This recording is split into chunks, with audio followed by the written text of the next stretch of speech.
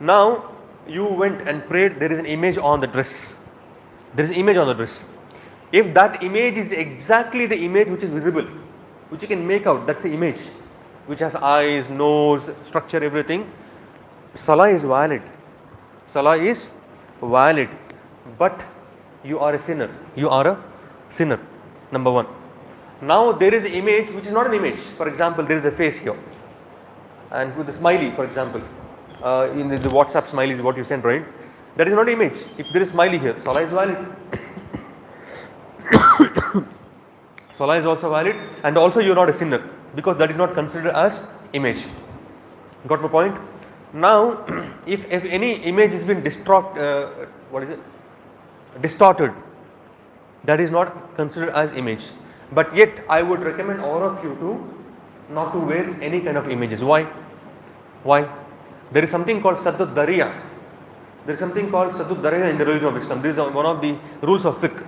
In order to stop that particular thing. What is that? For example, if a person, we know that among the people, there are many people who are knowledgeable. There are some of them have less knowledge. Some of them have no knowledge. So a person who has knowledge, he knows the rules and regulations. He knows this is not an image.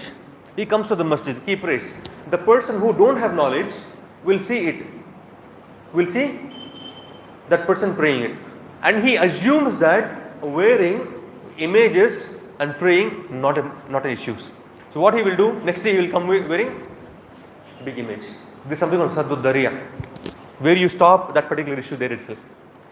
Similarly, if you come to the fuqaha, the ulama, for example, are not allowed to pray behind the muqtadi'in, behind the people who practice innovations.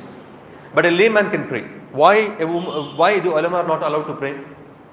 If the alim prays behind the muqtadi, it is like giving a certificate for that person. Certificate for whom? For the innovator.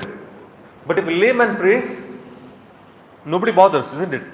That's why the fiqh changes from person to person. This is what is known as fiqh. What is known as fiqh. So if you go with an image, you're knowledgeable, okay, and you wear an image, you know the rules and regulations, and it's not an image. The person who don't have knowledge, he thinks that, oh, it is allowed, and next day he goes and wears, and also he goes and tells others. The sin is upon you. The sin will become upon you. So that's why we need to avoid this kind of things, inshallah ta'ala.